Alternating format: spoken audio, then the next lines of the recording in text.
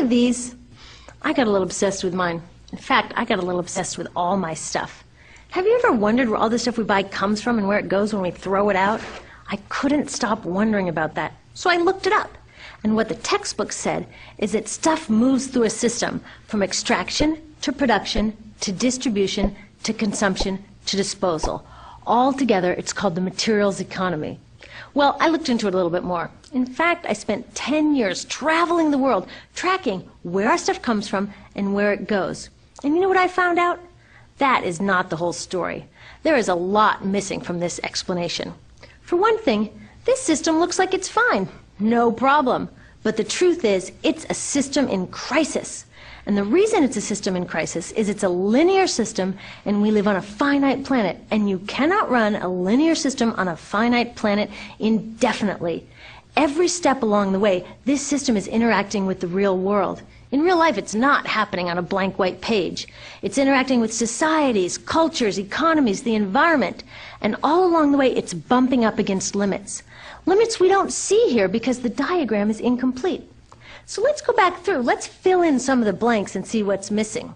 Well, one of the most important things that's missing is people. Yes, people. People live and work all along this system. And some people in this system matter a little more than others. Some have a little more say. Who are they? Well, let's start with the government. Now, my friends tell me I should use a tank to symbolize the government, and that's true in many countries and increasingly in our own. After all, more than 50% of our federal tax money is now going to the military.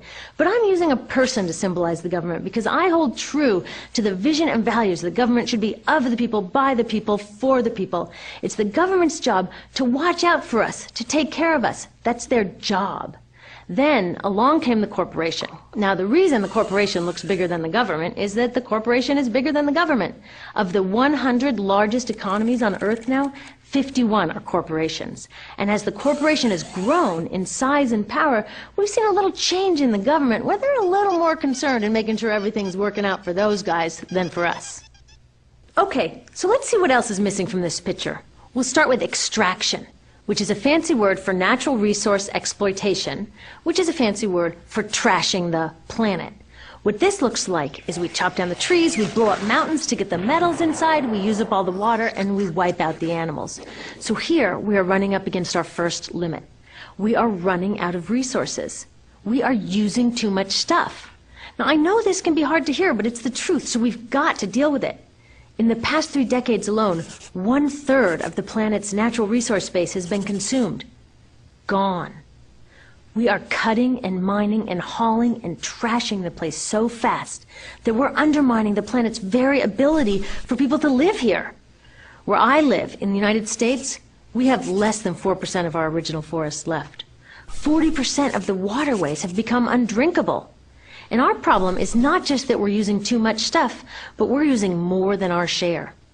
We have 5% of the world's population, but we're using 30% of the world's resources and creating 30% of the world's waste.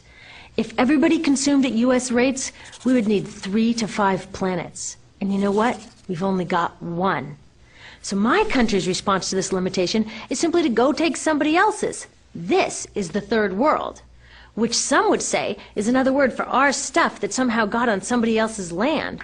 So what does that look like? The same thing, trashing the place. 75% of global fisheries now are fished at or beyond capacity. 80% of the planet's original forests are gone. In the Amazon alone, we're losing 2,000 trees a minute.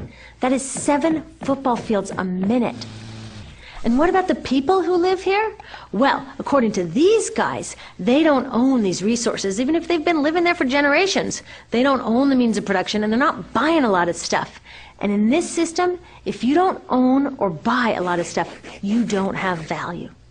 So next,